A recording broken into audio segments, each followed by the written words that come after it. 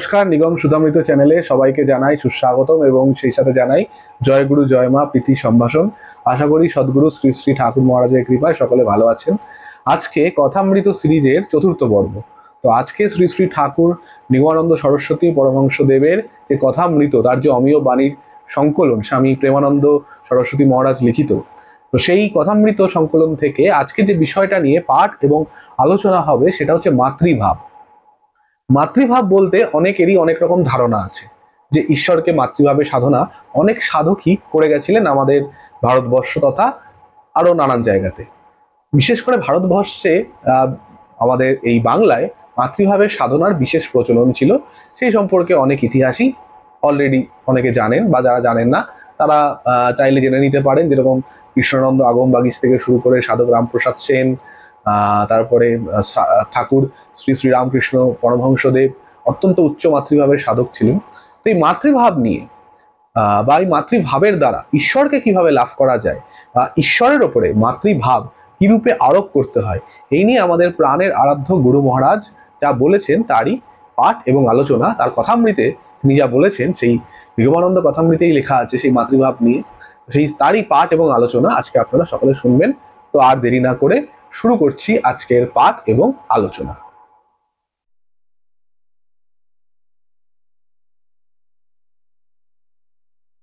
চিদানন্দ দাদা একদিন প্রশ্ন করলেন ঠাকুরকে। চিদানন্দ দাদা অর্থে শ্রীমৎ স্বামী চিদানন্দ সরস্বতী মহারাজ। চিদানন্দ দাদা একদিন ঠাকুরকে প্রশ্ন করলেন, ব্রাহ্মদিগের মতো ভাবিলে মায়ামুক্ত বা বিপজ্জনক হবে কেন? ব্রাহ্মদিগের ভাবও তো কিঞ্চিত মাতৃভাবের মতনই। ঠাকুর তখন উত্তর দিচ্ছেন, ব্রাহ্মদিগের মাতৃভাব উচ্চ বটে, তবে তার চেয়ে রামকৃষ্ণ পরমহংসদেবের মাতৃভাব আরো উচ্চ। তার মতো মাতৃভক্ত বিরল, কিন্তু তিনিও মায়ের রূপ দেখিয়া অধৈর্য হয়েছিলেন। অন্য পরের কথা কি? কেবল মুখে মা বলিলেই মাতৃভাব প্রতিষ্ঠিত হয় না। মাতৃভাব প্রতিষ্ঠা করা বড় কঠিন কথা। আমি পুরুষ কি স্ত্রী এই ভাব ভুলিয়া আমি শিশু এই ভাব হওয়া চাই, এবং স্ত্রীলোক মাত্রেই মা ভাব প্রতিষ্ঠিত হওয়া চাই, নতুবা মাতৃভাবের বিশুদ্ধতা রক্ষা হওয়া সুদূর পরাহত। জ্ঞাতসারেই হোক বা অজ্ঞাতসারেই হোক, স্ত্রী পুরুষ সন্নিকট হইলে পরস্পরের মধ্যে আকর্ষণ হবেই হবে। জিতেন্দ্রীয় ধার্মিক জ্ঞানী রাজা যুধিষ্ঠিরও স্বীয় গর্ভধারিণী মা কুন্তী দেবীর মুখের দিকে তাকিয়ে কথা বলিতে সাহস পান নাই। তিনি কুন্তী দেবীর পায়ের দিকে তাকিয়ে কথা বলিতেন। অন্যে পরে কা কথা। সাধারণত পুত্র যখন যৌবনে পদার্পণ করে মার যৌবন তখন বিগত হয়, কিন্তু কুন্তী দেবী সূর্যের বরে চির যৌবনা ছিলেন। তাই জিতেন্দ্রীয় যুধিষ্ঠির মায়ের মুখের দিকে তাকাইতে ভয় করিতেন। এমনকি জগৎস্রষ্টা ব্রহ্মাও স্বীয় কন্যার রূপে মুগ্ধ হইয়া কামভাবে কন্যার প্রতি ধাবিত হইয়াছিলেন। এজন্য শাস্ত্রে যুবতী কন্যার সহিত নির্জনে অবস্থানও নিষেধ আছে। এখন বিচার করিয়া দেখো, পুরুষের পক্ষে মাতৃভাব বিপজ্জনক কিনা। কুমার স্বরূপানন্দ প্রশ্ন করলেন, মাতৃভাবে সাধনা করিলে কি কোন রূপ কল্পনা করিয়া লইতে হইবে? তখন ঠাকুর বললেন, রূপ কল্পনা করিয়া হইতে গেলে গোলযোগে পড়িতে হয়। মাতৃভাবে সাধনা করিলে সমস্ত স্ত্রীলোককেই মা ভাবিতে হইবে এবং সমস্ত পুরুষকেই বাবা ভাবিতে হইবে। এ বড় হাবিজাবি পথ। তবে যারা ভগবানকে বা ব্রহ্মকে মাতৃভাবে ভাবিয়া থাকে তাহাদিগকে গোলযোগে পড়িতে হয় না। ভগবানকে মাতৃভাবে সাধনা করিলে সে উচ্চভাবে তাহার রূপ কল্পনা করিয়া লইতে হয় না, এবং ভগবানকে মাতৃভাবে ভাবিলে যে ভগবান স্ত্রীলোক হইবেন এরূপ ধারণা করাও কর্তব্য নয়, কারণ ভগবান পুরুষোত্তম, তিনি স্ত্রীলোক হইবেন কি রূপে? ভগবানকে মাতৃভাবে ভাবা অর্থে এই বোঝায়, যেরূপ শিশু মায়ের সঙ্গে যেভাবে আবদার করে এবং মায়ের ওপর নির্ভর করিয়া থাকে, মা ভিন্ন কিছু জানে না, কিছু বুঝে না, ভগবানের সঙ্গেও ভক্ত সেই রূপ ভাব করিয়া থাকে। ভগবান স্ত্রী কি পুরুষ তা বিচার করিবার তাহার আদৌ প্রয়োজন নাই। তাই ভক্ত গাহিয়াছেন, শিশু যেমন মাকে ডাকে, জানে না মা কেমন তার, রাজরানী কি ভিখারিনী, করে না কোনো বিচার।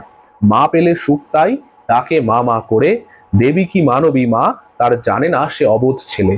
ব্যাকুল হয়ে আকুল প্রাণে কেবল ডাকে মা মা বলে, তেমনি আমি শিশুর মতো রাখবো শুধু অবিরত, সাত করে তো মায়ের মতো তুলে নিস তোর অভয় ক্রোড়ে। কিন্তু আমরা স্বভাবত সংস্কারাপন্ন, মা বললেই শাখা সিন্ধুর শাড়ি পরিহিত রমণী মূর্তি মনে পড়ে। সুতরাং যাহারা ভগবানকে মাতৃভাবে ভাবিবে, তাহাদের এরূপ রমণী মূর্তি মনে স্থান দেওয়া কর্তব্য নয়। ভগবানের যেরূপ ইচ্ছা সেইভাবেই আসুন। তো মাতৃভাবে সাধনা বলতে আমরা কিন্তু অনেকে অনেক রকমের আমাদের ধারণা ছিল। অ্যাকচুয়ালি ধারণা বলতে অনেক মিসকনসেপশন আছে যে মাতৃভাব মানে আমাদের সামনে কোনো একটা নারী মূর্তি বা কোনো একমাত্র শুধু মায়ের যে রূপ, দশমহাবিদ্যা থেকে শুরু করে আরো নানান মায়ের যে দুর্গা, চণ্ডিকা, নানান যে রূপ আছে সেগুলোকেই শুধুমাত্র মাতৃভাবে সাধনা করা যায়, আর কোনো ভগবানের প্রতি মাতৃভাব সাধনা সম্ভব নয়, এটা কিন্তু নয়। কারণ ঠাকুর কি বলছেন, ভগবান কিন্তু কিরকম পুরুষ স্ত্রী নয়, তিনি পুরুষোত্তম। এই সমস্ত কিছু লিঙ্গভেদের অনেক অনেক ঊর্ধ্বে তিনি।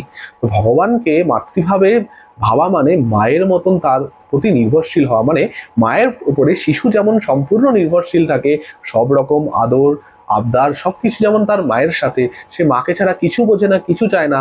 এবং মানে মা বলতে সে মানে ছোটবেলায় একটা শিশু তার মাকে যেভাবে আঁকড়ে থাকে, মানে ওইভাবে যদি আমরা মাকে আঁকড়ে থাকি এবং ভগবানের সাথেই যদি আমাদের আমোদ আবদার আহ্লাদ এগুলো চলতে থাকে এবং ভগবানের প্রতি সম্পূর্ণভাবে নিজেকে শিশুর মতন একদম সম্পূর্ণ বিশ্বাস, মানে সরল বিশ্বাস। একটা শিশুর মধ্যে দেখবেন কোনো রকম কোনো জটিলতা থাকে না, সে সরলভাবে জানে যে কিছু হলে মাই আমাকে দেখাবে, মাই আমাকে খাওয়াবে, মা যখন আছে কোনো চিন্তা নেই আমার। একটা শিশুর এই যে সরল বিশ্বাস, এইরূপ বিশ্বাস ভগবানের প্রতি যদি রেখে তার স্মরণ করা যায়, সেটাই কিন্তু মাতৃভাবে সাধনা। কিন্তু আমাদের তো একটা সংস্কার আছে, ঠাকুর বলছেন যে মা বলতেই আমাদের সামনে শাঁখা সিঁদুর পড়ায় রমণী এসে উপস্থিত হয়, কিন্তু তা নয়। ভগবানের যেরূপ ভাবে ইচ্ছা সেইভাবেই আসুন না কেন তিনি। কারণ ভগবানকে যদি আমরা কোনো একটা প্রকারভেদ করে দিই যে এইরকমই তাকে হতে হবে, তাহলে তো সেটা অন্যায়। কারণ ভগবান মানেই আমাদের তিনি সবকিছু, তিনি পিতা, তিনি মাতা, তিনি সমস্ত কিছু। মাতৃভাব অর্থে তার প্রতি শিশুর মতন সরল বিশ্বাসে সম্পূর্ণ নিজেকে নির্ভর করে তার উপরে সঁপে দেওয়া নিজেকে এক প্রকার। মানে শিশু যেমন তাকে ছাড়া কিছু বোঝে না, একজন ভক্ত ভগবানকে ছাড়া কিছু বুঝবে না, তার সমস্ত অভাব অভিযোগ সে ভগবানকেই জানাবে, তার সমস্ত দায় দায়িত্ব সে জানবে ভগবানের। আর কেউ তাকে এই জগতে আর কেউ তাকে দেখবে না, শুধুমাত্র ভগবানই তাকে দেখে শুনে রাখবে, ভগবানই তার কাছে সব। এইরকম যে একটা ভাব, একটা শিশুর মতন সরল বিশ্বাস, এটাই হচ্ছে প্রকৃত মাতৃভাব।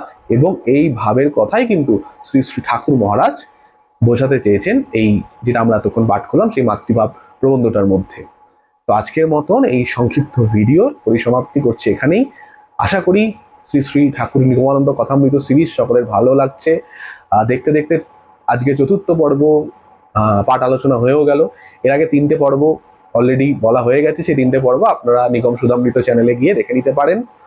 এবং আজকের ভিডিওটা যদি ভালো লেগে থাকে, আজকের পাঠ এবং আলোচনা যদি আপনাদের ভালো লেগে থাকে, তাহলে অবশ্যই লাইক করবেন, শেয়ার করবেন এবং চ্যানেলে নতুন হয়ে থাকলে চ্যানেলটি সাবস্ক্রাইব করতে ভুলবেন না। সাবস্ক্রাইব করে পাশে থাকা বেল বাটনটি ক্লিক করে অল করে দেবেন, যাতে পরবর্তীতে এরূপ কোনো ভিডিও আপলোড হলে তার নোটিফিকেশন যেন আপনারা সবার আগে পান। এবং ভিডিওটি যদি কেউ ফেসবুক মাধ্যমে দেখে থাকেন, তাহলে অবশ্যই ফেসবুকে নিগম সুধামৃত পেজকে একটি ফলো এবং লাইক করতে ভুলবেন না। তো শ্রী শ্রী ঠাকুর গুরু মহারাজ এবং জগন্ময়ী জগৎজননী মা সুধাংশুবালা মায়ের অতুল পাদপদ্মে আপনাদের সকলের সার্বিক সর্বাঙ্গীন মঙ্গল এবং সুস্থতা এবং চৈতন্য, এবং যাতে শ্রী শ্রী ঠাকুর এবং মায়ের প্রতি আপনাদের অটল শিশুর ন্যায় সরল বিশ্বাস স্থাপন হয়, তারই প্রার্থনা জানিয়ে আজকে আমি সুশোভন বিদায় নিচ্ছি। সকলে ভালো থাকবেন, সুস্থ থাকবেন। নমস্কার। আবারও জানাই জয় গুরু, জয় মা।